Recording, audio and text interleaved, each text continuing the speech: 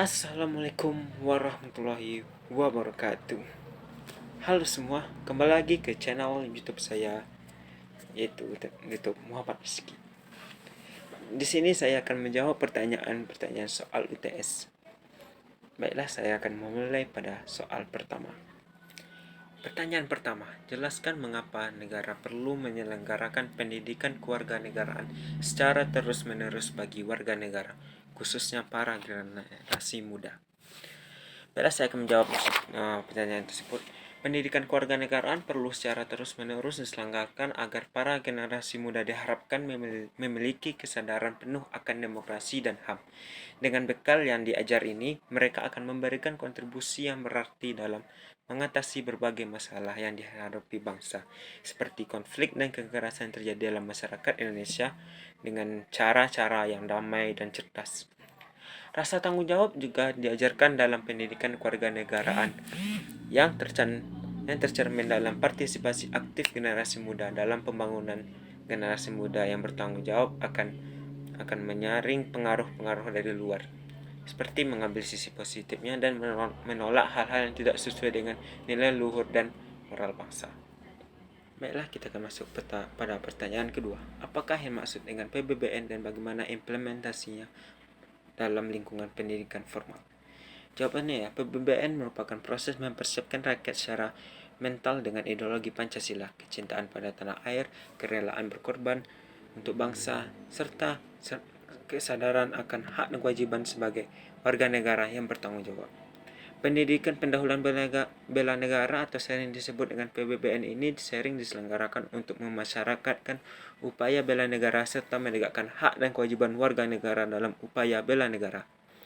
PBBN sebagaimana semestinya wajib diikuti oleh setiap warga negara dan dilaksanakan secara bertahap, yaitu pada tahap awal pendidikan tingkat dasar sampai dengan menengah dan pendidikan luar sekolah, termasuk seperti kepramukaan, OSIS, dan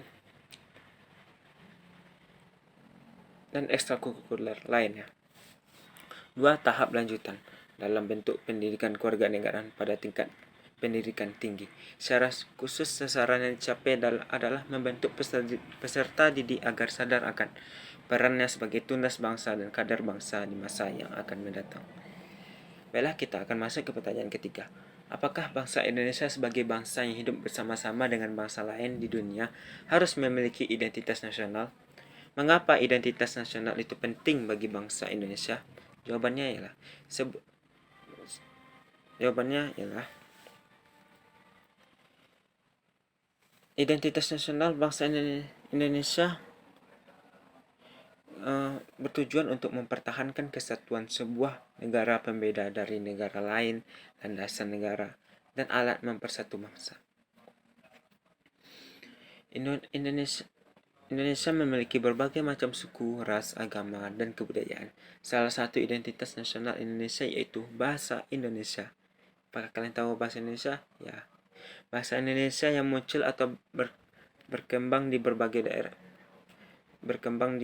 daerah Indonesia membuat bangsa Indonesia membentuk suatu bahasa persatuan, yaitu bahasa Indonesia, agar jalannya komunikasi yang baik antar wilayah-wilayah yang ada di Indonesia tersebut. Dan pertanyaan keempat, coba saudara jelaskan apa yang Anda ketahui tentang Mahkamah Konstitusi dalam gerak pelaksanaan kewenangannya. Jawabannya ialah Mahkamah Konstitusi merupakan lembaga tinggi di suatu negara yang mempunyai kedudukan dalam sistem ketatanegaraan Republik Indonesia. Lembaga ini memegang peranan penting kekuasaan kehakiman bersama-sama dengan Mahkamah Agung. Seluruh hal yang berhubungan dengan Mahkamah Konstitusi diatur dalam Undang-Undang Nomor 4 Tahun 2003 Pasal 1, yaitu yang pertama, pengujian undang-undang berkaitan dengan UUD 1945. Yang kedua, melakukan pengadilan di tingkat awal dan terakhir dari putusan yang bersifat final terhadap.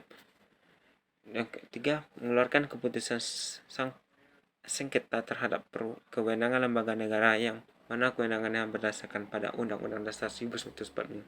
Yang keempat, memberikan keputusan mengenai pembuatan partai politik. Dan yang kelima, mengeluarkan keputusan dari perselisihan terjadi pada saat keluar hasil pemilu. Selanjutnya saya akan menjawab pertanyaan soal nomor 5. Carilah satu kasus yang berkaitan dengan masalah demokrasi yang terjadi di Indonesia menurut Anda. Uraikan kasus tersebut dan berikan pandanganmu tentang perkembangan demokrasi di Indonesia saat ini dengan persoalan keberagaman. Baiklah, di sini saya akan mengambil masalah demokrasi tentang politik uang atau money politik. Fenomena yang selalu mengemuka tak terkecuali di tahun politik adalah hadirnya politik uang sebagai bagian pelaksanaan pesta demokrasi. Politik uang adalah upaya mempengaruhi orang lain, dalam hal ini masyarakat, dengan menggunakan imbalan materi, atau dapat juga diartikan jual beli suara pada proses politik dan kekuasaan, serta tindakan membagi-bagikan uang, baik milik pribadi maupun milik partai, untuk mempengaruhi suara pemilih.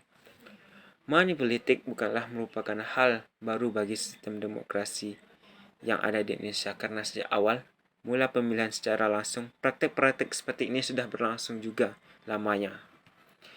Money politik atau politik uang ini sangat berbahaya bagi demokrasi di Indonesia. Selain akan menghasilkan pemimpin dengan kualitas rendah, money politik juga akan melemahkan politisi dan institusi demokrasi itu sendiri. Politik uang sangat berbahaya dalam membangun sebuah proses demokrasi yang bersih, karena perannya sangat-sangat merusak sekali. Menurut pandangan saya bahwa Indonesia mempunyai berbagai daerah dan memerlukan pemimpin di masing-masing wilayah tersebut. Oleh karena itu, untuk mengambil posisi tersebut, orang banyak menghalalkan segala cara, yang salah satunya itu money politik yang kita bahas tadi. Money politik ini perbuatan yang sangat tidak etis dan sangat merugikan semua pihak yang dipilih maupun pemilih. Oleh karena itu, nggak perlu adanya usaha maksimal bagi penegak. Oleh karena itu, kita perlu adanya usaha maksimal bagi kita untuk mengedukasi masyarakat akan bahaya money politik tersebut. Baiklah, kita akan memasuki soal nomor 6. Undang-Undang Dasar Negara Republik Indonesia tahun 1945 merupakan konstitusi negara Republik Indonesia. Mengapa diperlukan konstitusi bagi sebuah negara? Mengapa Indonesia melakukan amandemen terhadap UUD 1945? Coba jelaskan. Baiklah, saya akan menjawab pertanyaan tersebut. Konstitusi diperlukan bagi sebuah negara karena konstitusi berfungsi sebagai sumber hukum tertinggi, alat yang membatasi kekuasaan, dan sebagai identitas dan lambang nasional. Indonesia melakukan amandemen terhadap UUD 1945 untuk menyempurnakan aturan dasar seperti Tatanan Negara, Kedaulatan Rakyat, HAM, pembagian kekuasaan, eksistensi negara, demokrasi, dan hukum. Baiklah, itulah hasil jawaban saya atas pertanyaan-pertanyaan yang dilontarkan tadi. Apabila saya ada salah dan kurang, saya mohon maaf. Assalamualaikum warahmatullahi wabarakatuh. See you.